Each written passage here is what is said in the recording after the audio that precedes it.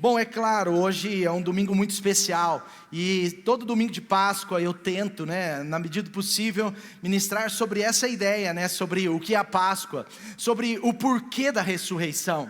Eu fico pensando, e talvez você já pensou muitas vezes, o porquê da ressurreição. E as respostas às vezes são tão assim gerais, mas o que significa a ressurreição? Não é? O porquê aconteceu? Sabe, deixa eu te explicar, meu irmão, preste atenção nisso. Você que está aqui também nos honrando com a sua presença pela primeira vez, segunda vez, é muito bem-vindo. Nós queremos que você faça parte dessa casa, seja bem-vindo à Light, essa igreja tão atraente, tão maravilhosa, tão alegre, tão cheia da presença de Jesus, amém? Sabe por quê? Porque o poder da ressurreição nos visita e nos visitou.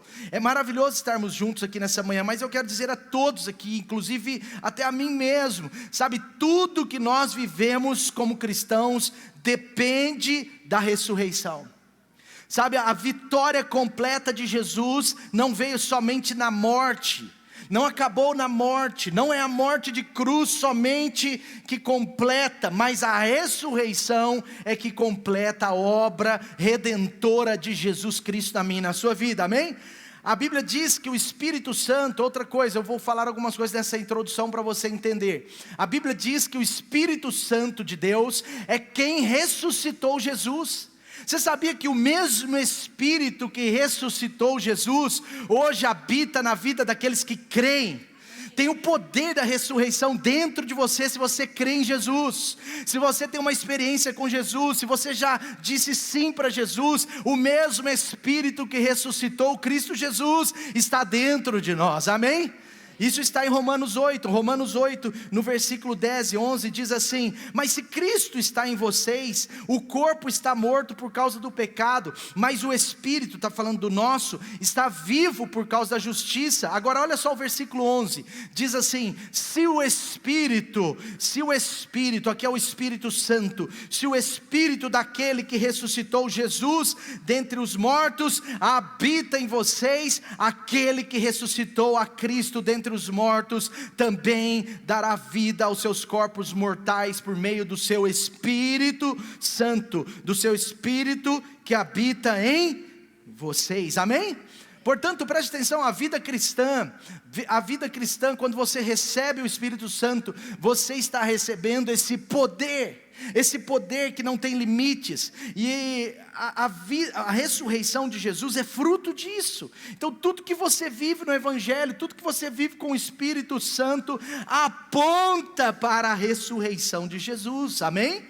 Está vendo? A ressurreição de Jesus é algo incrível. Agora preste atenção, em 1 João capítulo 1, versículo 7, diz que o sangue de Jesus nos purifica de todo pecado. Agora você sabia que sem a ressurreição não há perdão dos pecados? O sangue de Jesus, o sacrifício de Jesus na cruz, só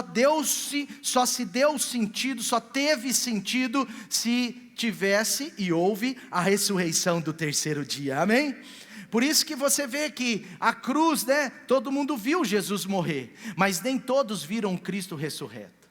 Porque o Cristo morto, o Cristo que morreu, o sacrifício que foi entregue, independente de como a pessoa crê, não tem-se o que negar. Aquele homem, Cristo Jesus, 100% homem Deus, foi morto numa cruz, foi entregue como sacrifício, mas a ressurreição de Jesus é que sela, é que completa, é que dá assim a plena verdade de quem Cristo é. Então por isso o apóstolo Paulo em 1 Coríntios 15, esse 1 Coríntios 15 é incrível porque fala sobre a ressurreição de Jesus, mas no versículo 17 o apóstolo Paulo fala: olha, se Cristo não ressuscitou, a sua fé é inútil. Se Cristo não ressuscitou, se Ele só morreu, se Ele não ressuscitou, a sua fé é inútil, e a purificação dos nossos pecados também. Em outras palavras, a ressurreição, ela é a vitória da nossa fé. fé. A ressurreição de Jesus é o que verdadeiramente completa e garante o perdão dos nossos pecados. A ressurreição de Jesus é sobre a vitória que Jesus teve sobre a morte. Aleluia! Apocalipse 1, versículo 18, ele disse: eu estou vivo, eu sou aquele que vive. Jesus está dizendo: eu não estou morto como alguns pensam, eu não estou numa cruz crucificado, pelo contrário, eu ressuscitei, eu estou vivo. Eu estive morto, mas agora eu estou vivo para todo sempre, e eu tenho as chaves da morte e do inferno. Aleluia! Jesus tem essas chaves, amém? E eu quero ministrar para você essa história que está em Marcos capítulo 16, sobre a significância da ressurreição na sua vida. Marcos capítulo 16, eu quero ler com você versículos 1 a 8, Marcos capítulo 16, olha só, Jesus, ele conquista a vida, porque ele venceu a morte. Quando terminou o sábado, acompanhem comigo por favor todos, acompanhem comigo nas telas. Quando terminou o sábado, Maria Madalena, Salomé e Maria, mãe de Tiago, compraram especiarias aromáticas para ungir o corpo de Jesus.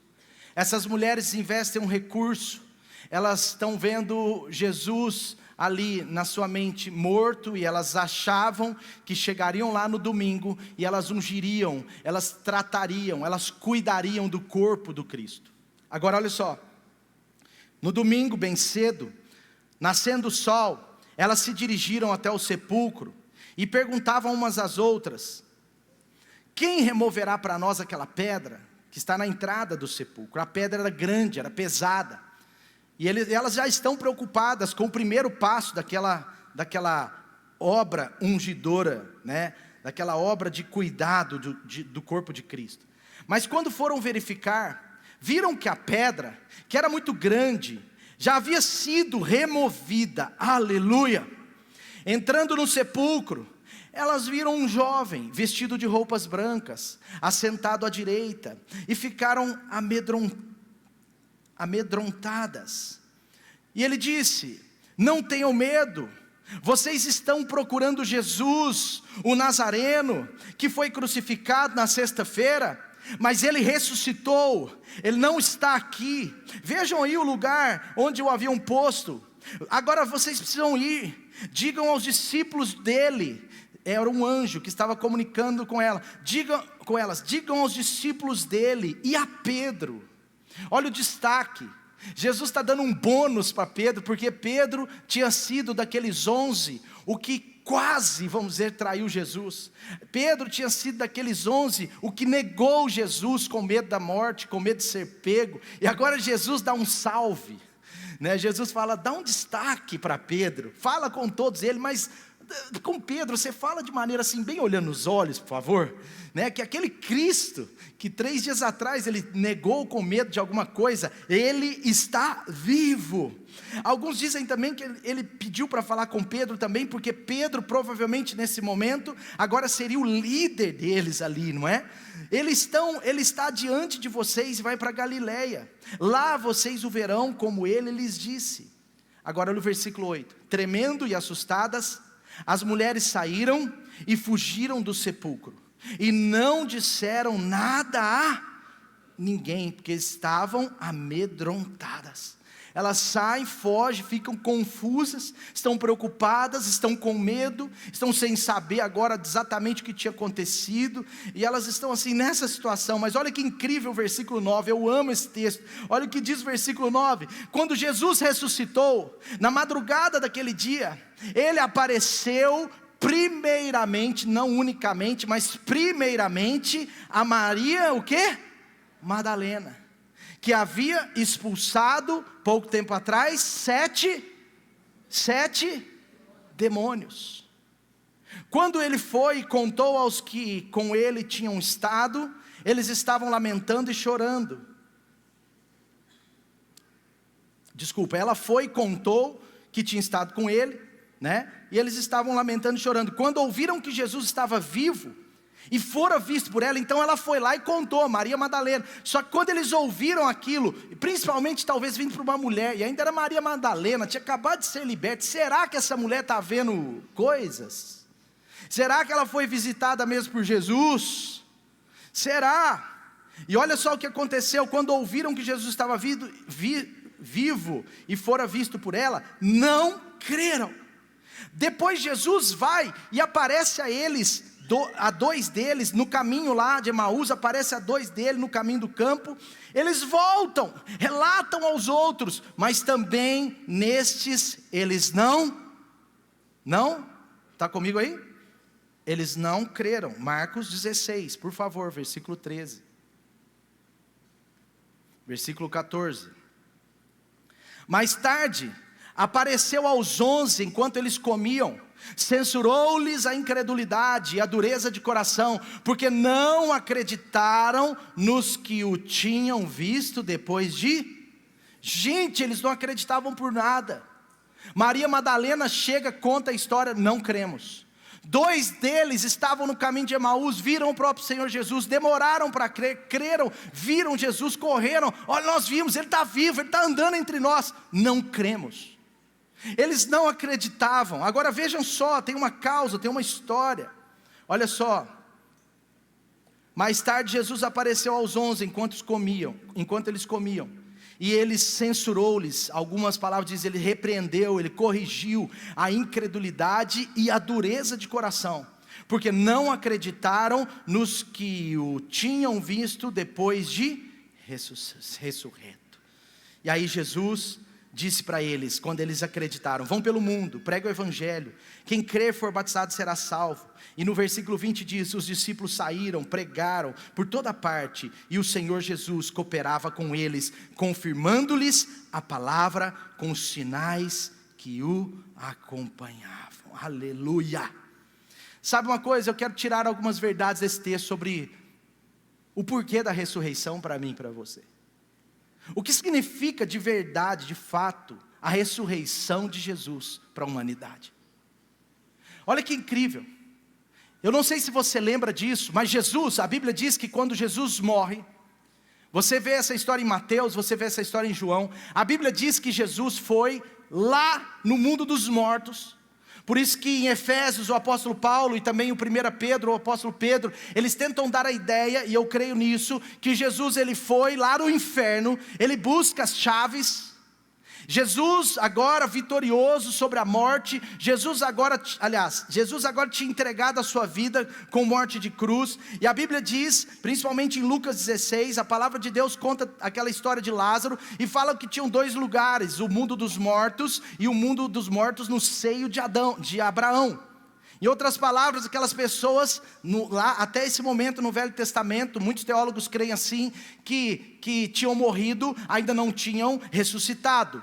Então você tinha dois tipos de mortos, aqueles salvos e aqueles não salvos. Mas agora Jesus, no terceiro dia, ele vai lá, ele pega as chaves, ele faz essa visita do tipo, eu estou vivo, e ele bate, ele pisa na cabeça da serpente, você já sabe disso, mas é incrível, porque quando ele sobe, ele chega agora ali, e na madrugada de domingo, e Maria Madalena estava o quê? Chorando. Ela estava preocupada, ela estava aflita. Maria Madalena, aquela mulher que tinha sido liberta de 7 demônios, ela está agora diante ali de Jesus. E é incrível, porque essa história mostra que quando Jesus chega, quando Jesus chega, Maria Madalena o encontra, mas ela acha que ele era o jardineiro. Ela começa a conversar com ele, olha, você ouviu falar que tinha um cara morto aqui, cadê o corpo dele? Eu vim para cuidar dele, eu estou preocupada, eu estou confusa, eu estou sem entender, eu vim para ungir o corpo dele, mas ele não está aqui, e ela está conversando com Jesus, achando que era o jardineiro, e Jesus falou, olha, ele não está aqui, ele vive, ele não está morto mais, você está procurando na visão errada. E agora ela começa a conversar com ele, e de repente, ele vira para ela e diz, Maria, e ela olha para ele e fala, Rabone, mestre, e ela reconhece a divindade na vida daquele homem. Ela vê que era Jesus. Certamente ela olha as suas mãos com as marcas dos pregos, certamente ela olha o seu rosto, ela ouve a sua voz, e aquela palavra diante dos ouvidos dela trazem para ela uma revelação. Mas sabe, aquela dúvida, aquela tristeza, aquela preocupação agora é dissipada. Imediatamente Maria Madalena agora pula nos pés de Jesus, ela agarra os pés de Jesus. Por isso que tem até alguns maldosos aí que falam besteira de Maria Madalena com Jesus, que é mentira. Mas essa mulher cheia de pureza, cheia de santidade, uma mulher liberta, que estava ali para ungir um corpo, não estava ali nem nada além disso, e ela chega, ela abraça Jesus, ela pega nas pernas de Jesus, começa a agarrar Jesus. E é engraçado porque Jesus fala: calma, pega leve, não empolga com isso não, porque na verdade daqui a pouco eu tenho que continuar subindo. Eu vim lá de baixo, eu estou com as chaves do inferno nas minhas mãos, eu tenho a chave da morte nas minhas mãos, mas eu estou indo para ficar à direita do Pai. Eu só estou aqui de passagem, é mais uns dias, papai vai falar: sobe filho e senta à minha direita, então larga do meu pé.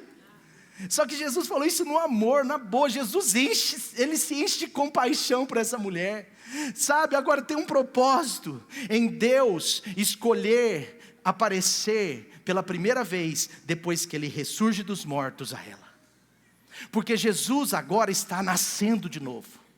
Jesus morre, 3 dias ele fica morto, isso é inquestionável, e agora Jesus vive. Jesus que veio à terra, desce do céu, 100% Deus, ele se torna 100% homem, o sêmen do Espírito em Maria, a Virgem Maria, a mulher bem-aventurada, recebe a semente, e agora nasce Cristo Jesus, o Filho de Deus, o unigênito do Pai. Mas Jesus, ele passa aqueles 33 anos aqui, ele entrega a sua vida por mim e por você, e agora ele morre de fato. Jesus não morreu de mentira, ele morreu de verdade. Ele disse: eu estive morto, mas eu revivi. E agora Jesus, ele entrega a sua vida, e o processo de Deus está acontecendo. Mas preste atenção, Jesus nasceu de uma virgem, Maria, sim ou não? Está comigo aí? Jesus foi chamado por Deus de primogênito dos mortos, porque ele pega os mortos, ele ressuscita, ele é o primeiro. 1 Coríntios 15, 20 a 22 diz que de fato Cristo ressuscitou dentre os mortos, sendo a primícia daqueles que dormiram, foi o primeiro daqueles que já tinham morrido. Visto que a morte veio por meio de um só homem, Adão, também a ressurreição dos mortos veio por meio de um só homem, Cristo Jesus, o Filho de Deus. Pois da mesma forma como em Adão todos morrem, em Cristo todos são vivificados. Agora presta atenção, Jesus, deixa eu te contar uma coisa, e aqui está o primeiro ponto dessa palavra. Jesus nasceu de uma virgem, Jesus nasceu da Virgem Maria, e ele foi chamado primogênito dos mortos, amém? Tudo bem? Quando Jesus nasce, a primeira a abraçá-lo é Maria. Quando Jesus renasce, a primeira a abraçá-lo é... Está comigo aí ou não? Quando Jesus nasce, a primeira a abraçá-lo é Maria. Quando Jesus renasce, Jesus morre, vai aos mortos, vive, ressuscita, amém? Está comigo? Porque o novo nascimento é isso, meu irmão. Você renasce no Espírito. Jesus renasceu por completo. Jesus agora, ele está ressuscitado, corpo, alma, espírito, tudo está ali. E esse renascimento de Jesus, ele foi abraçado por quem? Por Maria Madalena. Está comigo ou não? Se ele foi o primeiro a nascer de novo entre os mortos, ele foi o primeiro a ressuscitar, e depois os que são salvos vão ressuscitar. Mas só agora, preste atenção, no seu novo nascimento, quem abraça é Maria Madalena, aquela que poucos dias atrás Jesus tinha expulsado dela 7 demônios. Preste atenção, o primeiro nascimento de Jesus, ele é abraçado por Maria, não é? E ali Jesus está pisando na lei. Nasce o homem, o Cristo que pisaria na lei, Mas o segundo nascimento, Jesus nasce e é abraçado por Maria, a mulher que tinha sido liberta de 7 demônios. Agora Jesus está lançando a graça. Amém? Pegou ou não? Pegou a ideia ou não? Acho que você não pegou. O que eu quero dizer para você: primeiro nascimento, Jesus pisa na lei. O segundo nascimento, Jesus inaugura a graça. A mulher que tinha 7 demônios é escolhida por Deus para abraçar o Cristo ressurreto. Sabe o que eu quero dizer para você? A primeira causa, o primeiro porquê, a primeira coisa, a primeira razão, talvez a mais importante de todas, que Cristo morreu e que Cristo ressuscitou, é para que a graça de Deus fosse abundante na minha e na sua vida, que os meus e os seus pecados fossem anulados naquele sangue, consumados naquela ressurreição. Sabe, a ressurreição de Jesus é a graça de Deus para nos tirar do pecado. É a graça de Deus para salvar a minha vida e a sua sem merecermos. A graça de Deus visivelmente está aqui. Maria, aquela mulher de alguma forma que tinha sido endemoniada há poucos dias, está abraçando a graça agora visível na vida do nosso Senhor Jesus. Amém? Segunda coisa, versículo 10, ela contou aos que tinham estado com Jesus. Eles estavam chorando. Vocês estão vendo aí no versículo 10, Marcos 16, versículo 10. Ela foi, contou que haviam estado com ele, os quais estavam lamentando e chorando. Sabe, agora tem um cenário onde os discípulos estão acabados. Um cenário de 11 homens frustrados, decepcionados. Eles estavam em luto, e o luto é uma dor. Eles estavam num momento de dor, eles estavam numa situação muito difícil. Eles conheciam o Cristo, sim, eles conheceram o Cristo, mas agora eles precisavam ter a revelação do Cristo ressuscitado. Muitas pessoas conhecem o Cristo daquela cruz, do crucifixo, mas o que Deus te pergunta nessa manhã é se o Cristo ressuscitado é conhecido por você. É diferente, pastor, é diferente, meu irmão. O Cristo ressuscitado precisa nos ser revelado. E se tem um problema na nossa vida que atrapalha o poder da ressurreição influir em nós, é quando nós não sabemos lidar com as tristezas, com as frustrações, com as decepções, com as dores da vida, com o luto da vida. Porque quando vem um luto para você, ou você vai se tornar mais incrédulo, mais duro de coração, ou você se aproxima do Consolador. Porque a Bíblia diz que bem-aventurados são os que choram, porque eles serão consolados. A Bíblia não está anulando a verdade que você pode sentir tristeza, frustração, decepção, choro, mas a Bíblia está dizendo para onde você aponta o seu coração quando há esse momento. Aonde está o seu coração quando as trevas parecem que vão te alcançar? Eles estavam dizendo: acabou, as trevas me alcançaram. Eu estou de luto, eu estou diante de falta, eu estou diante de perda, eu estou diante de prejuízo. Há uma dor, há uma desesperança, há algo tomando o meu coração. E eles estão lá, chorando e lamentando. Eles tinham paralisado a fé. Quando ouviram, versículo 11, quando ouviram que Jesus estava vivo e fora visto por ela, eles ouviram: olha, Jesus está vivo. Olha, há uma palavra, há uma promessa, ele já tinha falado, aconteceu. Mas eles não, está comigo aí? Eles não creram. Versículo seguinte: depois Jesus apareceu em outra forma. Diga comigo, noutra forma. Ou em outra, diga em outra. Em outra forma. A 2 deles, estando eles a caminho do campo. Lembra? Jesus está ali no jardim, ela acha que ele é o jardineiro. Agora, Jesus aparece a 2 dos discípulos no caminho de Emaús, noutra forma.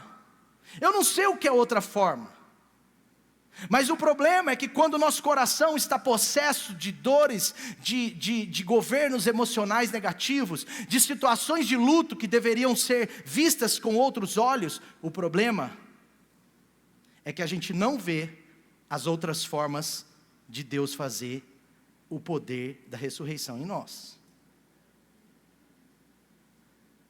Tem que acontecer da forma que aconteceu há 5 anos, senão não é Jesus. Esse é o desafio que nós temos como discípulos. Aqueles 11 eram discípulos de Jesus, mas só queriam Jesus daquela forma. Jesus está aparecendo de outro jeito. Não é sobre a verdade das Escrituras, mas é sobre a forma de apresentação. Ele era o mesmo, ele era o Cristo, ele tinha tudo em suas mãos, mas a Bíblia diz, as Escrituras enfatizam, olha, ele aparece aos caras numa outra forma, em outras formas, e eles não creram. 2 vezes não creram, não creio. Essa mulher, ela foi complicada, Maria Madalena é uma mulher meio... Não é possível que Jesus ia aparecer primeiro a ela. Primeiro ele ia aparecer a Pedro. Mas agora ele aparece a 2 deles no caminho de Emaús, talvez 2 dos 70, talvez 2 dos 11, mas ele aparece a 2 e agora... também não cremos porque Jesus apareceu de outra forma. Agora vejam, versículo seguinte. Mais tarde, Jesus apareceu enquanto eles comiam. Se tem um lugar que Jesus ama aparecer em outras formas, é numa mesa de edificação. Mais tarde Jesus apareceu aos 11 enquanto eles oravam, enquanto eles comiam. Censurou-lhes a incredulidade. Como vocês não creram? Como vocês deixaram o luto ser maior do que a minha esperança? Como vocês deixaram a dor ser maior do que aquilo que eu quero manifestar na sua vida? Como vocês esqueceram? Cara, vocês andaram comigo 3 anos. 3 anos vocês viram o meu poder, 3 anos vocês viram que eu era filho de Deus, 3 anos eu ajudei vocês, eu formei vocês. Aliás, vocês deixaram essa vida comum, tiveram uma vida extraordinária comigo. Por que voltar à vida comum? Vocês não estão enxergando. E agora eles estão vendo Jesus assustados. Eles estavam realmente assustados, porque Jesus estava numa outra forma. Ele estava dando aquela última palavra, aquela missão, e ele estava falando, não pode ser assim. Vocês estão duros no coração, porque não acreditaram naqueles que tinham visto a mim depois que eu ressuscitei. Preste atenção, você não vai ver o poder de Jesus ressurreto, ou não vai ver o Jesus ressurreto, se você não abrir o seu coração para Deus fazer do jeito dele. Cada pessoa é salva de um jeito. Mas o mais importante é você ser salvo, é abrir o coração. Tem pessoas que até hoje não são salvas, porque acham que Jesus está lá, mas talvez Jesus esteja aqui. Tem gente que não é salva até hoje de verdade, porque acha que, Jesus está na bondade, é só ser bom, alcançar o céu. Não, você precisa crer, é do jeito de Deus, não é do seu jeito. Não é você que determina como ser salvo, a palavra de Deus já determinou isso, meu irmão. Esses caras estavam querendo determinar alguma coisa do Cristo ressurreto. Eles estavam dizendo, não pode ser assim, tem que ser do meu jeito. Não faz sentido, aquele homem poderoso, aquele homem que curou um cego, ressuscitou 3 pessoas, nós vimos o que ele fez com aqueles peixes. Esse homem bastava uma palavra, e o Pedro andou sobre as águas, não tem sentido ele morrer. Não tem sentido. Sabe, às vezes as coisas mais comuns, mais ditas na palavra, mais ressaltadas por Deus, mais destacadas no Evangelho, às vezes são coisas que nós nos levantamos contra, mesmo sem perceber. Eles não estavam percebendo, mas eles estavam perdendo a razão do Cristo ressurreto. Outra coisa que eu vejo aqui, nós não temos acesso ao novo de Deus, se nós somente acharmos que Deus vai fazer do mesmo jeito. Eu estava falando há minutos atrás sobre as dores da vida. Meu irmão, cuidado, você sabia que as dores da vida, como eu disse, elas podem te cegar e te fazer uma pessoa dura do coração. Ou você pode fazer das dores da sua vida com Jesus, com o poder do Cristo ressurreto, dores de transformação, dores onde há cura, dores que mesmo que Deus não faça tudo que você esperava, você está sendo transformado por elas. Ou você pode fazer das dores da sua vida processos de entristecimento e paralisação da sua fé. Na verdade, ou as dores te levam a Cristo, ou elas te levam à incredulidade. Para onde você vai quando há uma batalha, meu irmão? Para onde você tem ido quando tem uma perda? Para onde você tem ido? Para onde você tem corrido? O luto é assim, ele pode te levar a esse lugar terrível, mas Deus, Ele nos ama, Ele quer ver a nossa restauração. Ele tinha promessas para Pedro, Tiago, João e os outros discípulos. Ele tinha uma promessa de um avivamento, Ele tinha uma promessa de conquista, Ele tinha uma promessa para a vida deles, de realizações poderosas, Ele tinha promessa de autoridade, Ele estava falando para eles desde o início, e Ele tinha ainda uma promessa maior talvez do que todas essas, que era a promessa do outro Deus, do outro Cristo, do outro Consolador, o Espírito Santo dentro deles. Aquele poder que eles não estavam entendendo era o poder que eles receberiam daqui a uns dias. Aquele poder viria sobre eles e traria na vida deles para nunca mais sair. Eles estão diante da promessa, mas com o coração duro. Os discípulos estão deixando a frustração, a decepção tomar conta de todo o seu coração. E na fé, meu irmão, na vida com Deus, na fé, há momentos que não temos que ficar querendo entender tudo, nós precisamos apenas entregar a Deus. O poder da ressurreição cuida de você, meu irmão. O poder da ressurreição cuida do seu futuro, cuida da sua vida. O poder da ressurreição é o que vai te conectar ao destino que Deus tem para a sua vida. Não tem outro caminho. Eu não estou dizendo que não possam ter lágrimas. Lágrimas podem ser bem-vindas em alguns casos, mas nós não podemos ficar duros, rígidos. Eles estão fechados para o novo de Deus. E quando nós fechamos para o novo de Deus, nós podemos até não enxergar uma verdade que está escancarada na nossa cara. Quando nós entramos nessa rota, é tão difícil. E você vê que Jesus, Ele dá essa palavra para ele. Jesus dá essa palavra, e Jesus sempre fazia isso. Você vê no Sermão da Montanha, em João capítulo 5, João capítulo 6, você vê como que Jesus trabalha. Ele está fazendo milagres, Ele está fazendo tantas coisas maravilhosas. Jesus está ministrando a vida daqueles discípulos, mas chega um momento, Ele fala sobre o preço. E quando Jesus fala sobre o preço, a Bíblia diz que alguns que seguiam Jesus começaram a ir embora. Quantos se lembram desse texto? Alguns que seguiam Jesus começaram a ir embora. E Jesus vira para os 11 e fala: e aí, vocês querem ir também? Pode ir?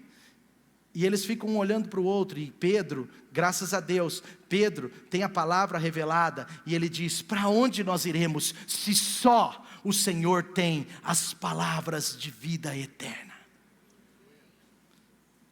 Sabe, ninguém pode escolher a eternidade e fugir do Cristo ressurreto. Se você escolheu a eternidade, você precisa escolher também o Cristo ressurreto, porque é o único caminho, a verdade e a vida. Ninguém vai ao Pai a não ser por Cristo Jesus. Não tem outro caminho. Não tem santos que levam. Não tem imagens que levam. Com muito respeito, mas eu preciso te dizer a verdade, usado por Deus nessa manhã. Não tem pessoas que te levam. Não tem bondade que te leva, nada. Há um caminho só entre Deus e os homens. A palavra de Deus diz: Jesus Cristo, o Filho de Deus. E Ele quer habitar no seu coração. Ele é a graça. Ele quer ver você no final dessa manhã, abraçado aos seus pés, como Maria Madalena, naquele momento, simbolizando e recebendo o novo nascido. Sabe, Ele quer você ali, naquele lugar da graça de Deus, visivelmente.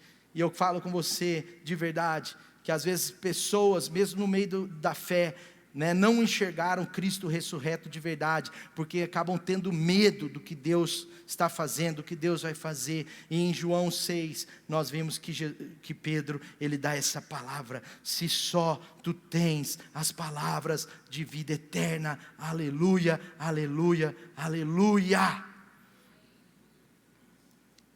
Diga comigo: Deus é bom. Fale comigo: Jesus ressuscitou para que a graça de Deus me alcançasse Jesus ressuscitou para que eu pudesse ter o Cristo revelado em todos os momentos. Amém? Então cuidado, quando você tiver uma frustração, uma dor, uma decepção, cuidado, meu irmão, para você não ter sua fé atacada. Tem muitas pessoas trocando o avanço da fé por um espírito de autoproteção. Os discípulos me parecem que estão com esse espírito, com E minúsculo.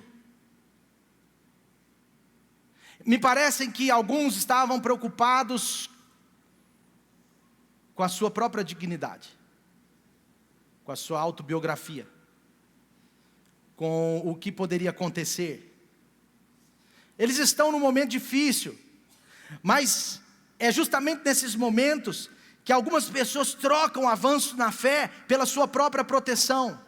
No reino de Deus, meu irmão, com muito carinho eu te digo isso: ou você trabalha para preservar a sua dignidade própria, no aspecto do seu umbigo, ou você entrega a sua vida totalmente a Deus. E quando você preserva a sua dignidade própria, pode ser que ela até seja preservada aparentemente, mas a sua fé será esfriada.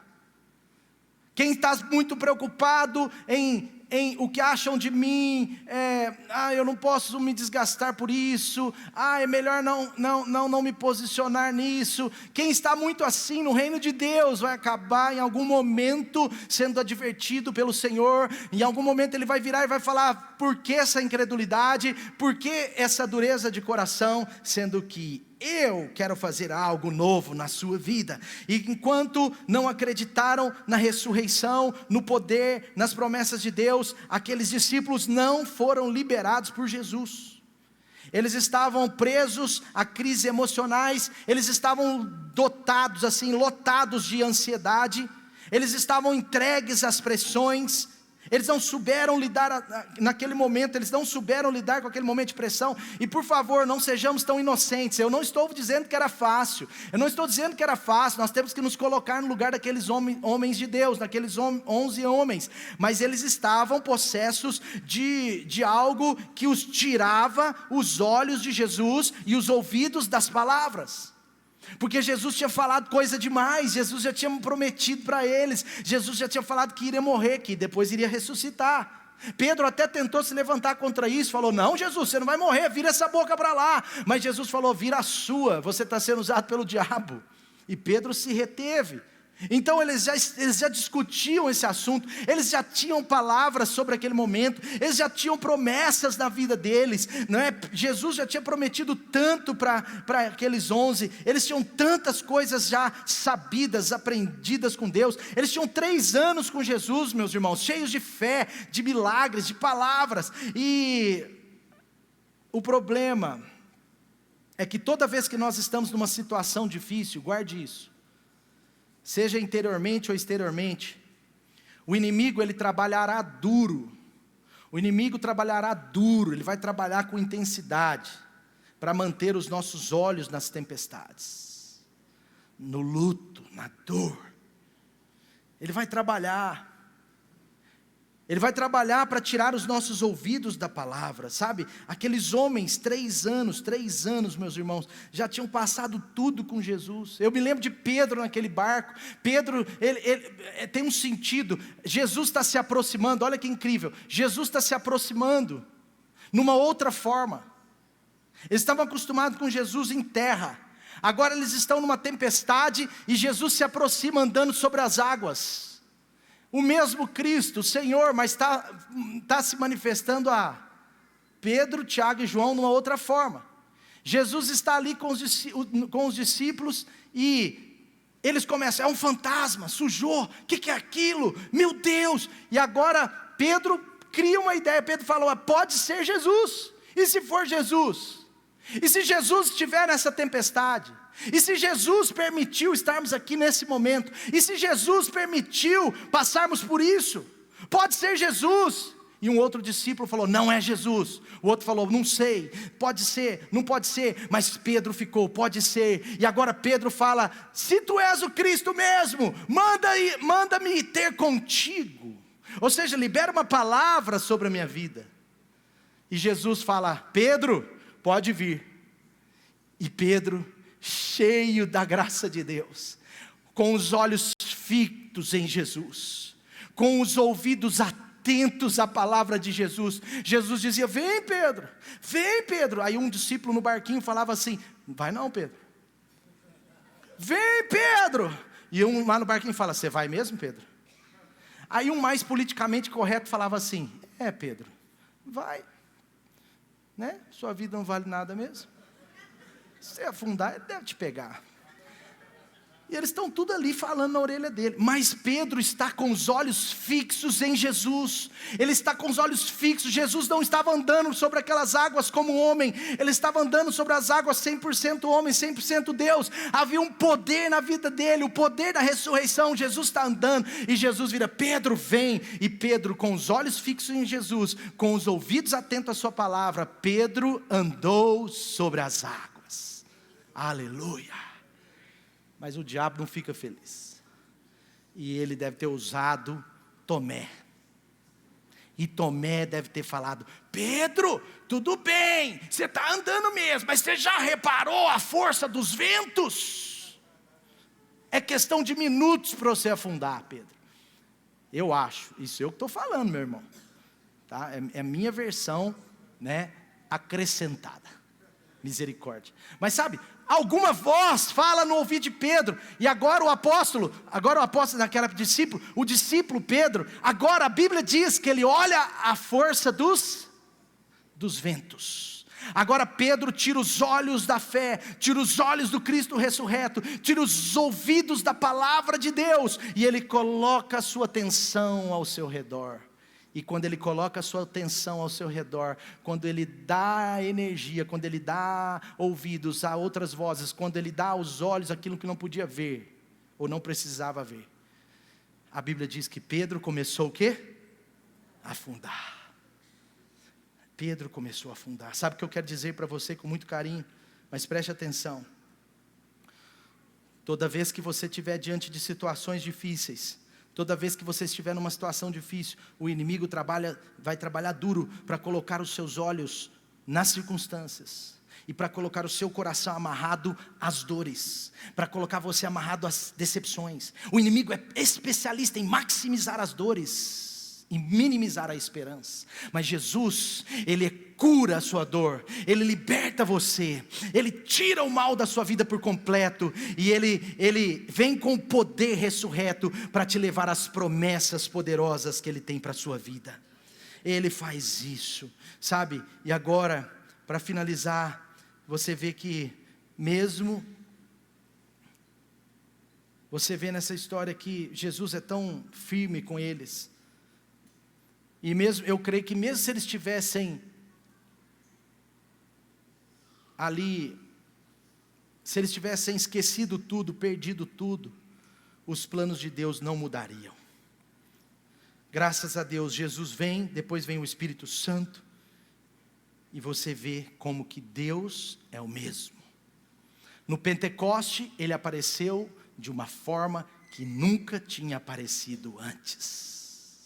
A Bíblia diz que o Espírito Santo desceu sobre eles.